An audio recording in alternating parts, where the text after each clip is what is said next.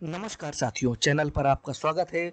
आज की वीडियो में हम 103वें संविधान संशोधन के बारे में पढ़ेंगे और इसमें संक्षेप में जानने का प्रयास करेंगे कि ये जो संविधान संशोधन है किससे संबंधित है, क्योंकि संविधान संशोधन से संबंधित प्रश्न अधिकतर परीक्षाओं में पूछ लिए जाते हैं और हम एक साथ सभी संविधान संशोधन को याद नहीं रख सकते हैं, रट नहीं सकते हैं। तो चलिए शुरू करते हैं आज का ये वीडियो।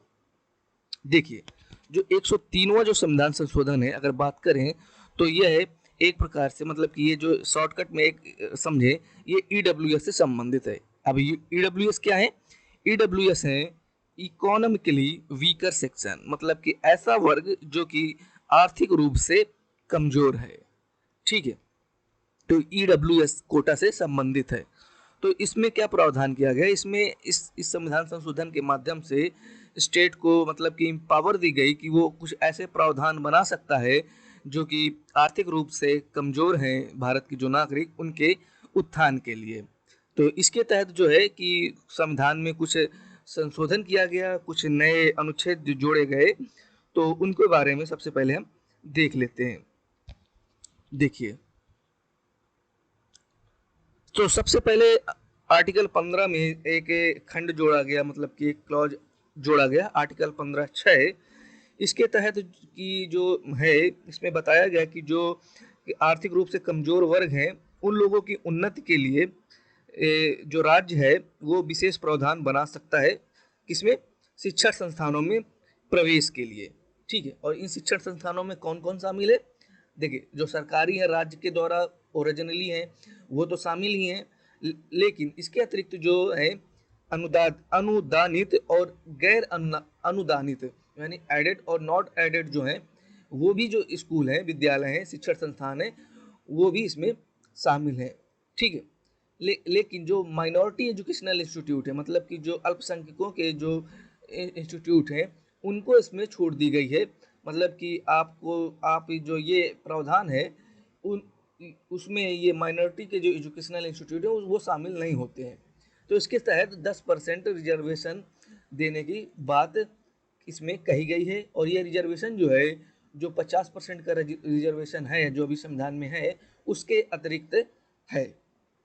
तो ये बात हो गई आर्टिकल 15 के 6 की। ठीक है, इसी प्रकार आर्टिकल 16 में भी एक क्लॉज जोड़ा गया और इसके तहत जो कि है इकोनॉमिकली जो लोग हैं, डिप्राइव्ड हैं, मतलब कमजोर लोग से, उनके लिए भी इसमें कहा गया कि जो है, जो सरकारी है, रोजगार, सरकार का जो सरकारी पद हैं, उनमें नियुक्तियों में आरक्षण का प्रावधान किया गया है और इसकी भी सीमा जो है 10% तय की गई है।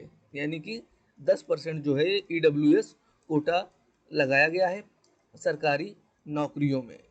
ठीक है, तो ये प्रकार से ये है, दो क्लॉज इसमें शामिल किए गए, आर्टिकल 15(6) और आर्टिकल 16(6). तो यानी कि ये आर्टिकल 15(6) किससे संबंधित है? एजुकेशनल रिजर्वेशन के लिए, मतलब शैक्षणिक संस्थानों के लिए। और आर्टिकल 16(6) किससे संबंधित है? ये मतलब सरकारी नौकरियों के पदों में जो रिजर्वेशन के लिए। तो प्रश्न पूछ सकता है कि ईडब्ल्यूएस को, मतलब कि किस जो आरक्षण है वो अनुच्छेद किस अनुच्छेद में इसका वर्णन है, मतलब कि इसमें शामिल किया गया है। तो ये मेन दो इसके क्लॉज हैं, आर्टिकल 15(6) और आर्टिकल 16(6), इसे याद कर लीजिएगा। इसके अतिरिक्त जो है कुछ शर्तें भी रखी गई हैं, मतलब कि कौन कौन व्यक्ति जो है ये इसका जो लाभ उठा सकता है। देखिए, इसमें जो है सभी लोगों को शामिल, जो भी आर्थिक रूप से कमजोर हैं, कोई भी इसका लाभ उठा सकता है। ऐसा नहीं है कि ये सिर्फ सामान्य वर्ग के लोगों के लिए ही है। अगर आप अनुसूचित जाति से भी हैं तो आप इसका लाभ उठा सकते हैं, लेकिन आप एक साथ दो का तो लाभ उठा नहीं सकते कि आप जो जो आपको एससी रिजर्वेशन या एसटी रिजर्वेशन है और उसके साथ आप ईडब्ल्यूएस का भी रिजर्वेशन का फायदा लें। यानी कि आप उठा सकते हैं, लेकिन आपको एक छोड़ना पड़ेगा। तो यानी कि ये जो 10% है उसमें कोई भी शामिल हो सकता है, लेकिन ये 10% के में आने के लिए कुछ पात्रता रखी गई है, मतलब कुछ शर्तें रखी गई हैं। अगर आप इन शर्तों को पूरा करते हैं तो आप जो है, आप ईडब्ल्यूएस जो सर्टिफिकेट है उसके लिए पात्र होंगे। तो जैसे कि इसमें कहा गया है कि जो हाउस होल्ड की जो इनकम है एवरी ईयर, जो प्रत्येक साल जो है 8 लाख से कम होनी चाहिए। अगर आपकी 8 लाख से ज़्यादा इनकम है तो आप इस सालाना जो है इस ईडब्ल्यूएस कैटेगरी के लिए पात्र नहीं है। इसके अलावा जो रेजिडेंशियल प्लॉट है वो म्यूनिसपालिटी एरिया में 100 गज से कम का होना चाहिए। ठीक है, ठीक है। इसके अलावा नॉन जो म्यूनिसपालिटी एरिया है उसमें भी कुछ प्रावधान रखा गया है। इसके बाद जो हाउस है वो 1000 स्क्वायर फीट से जो है उससे कम मतलब कि क्षेत्रफल का होना चाहिए। ये जो कुछ है और इसके अलावा जो प्रावधान किया गया जो एग्रीकल्चरल जो लैंड है वो भी 5 एकड़ से कम होनी चाहिए, यानी कि आपकी जो ज़मीन है 5 एकड़ से कम होनी चाहिए। अगर आप इन सब शर्तों को पूरा करते हैं तभी आप जो है इस EWS सर्टिफिकेट के लिए पात्र होंगे। तो याद रखने वाली बात है EWS कोटा से संबंधित है। और 103वां संविधान संशोधन अगर बात करें तो ये 124वां जो है संविधान संशोधन विधेयक था और ये 103वां जो है ये संविधान संशोधन विधेयक है।